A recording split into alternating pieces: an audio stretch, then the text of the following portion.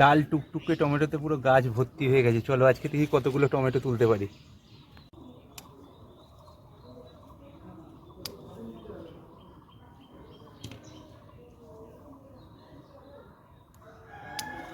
অনেকগুলো হয়ে রয়েছে, অনেকগুলো।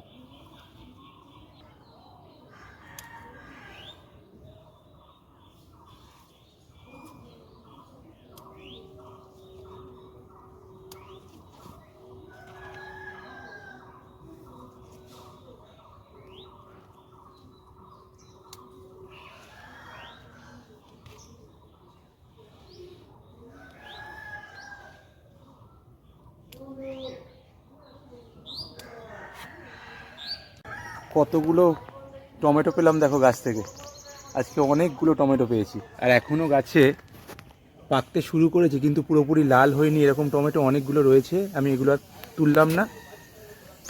দারুণ লাগছে কিন্তু গাছের টমেটো, তাও এতগুলো।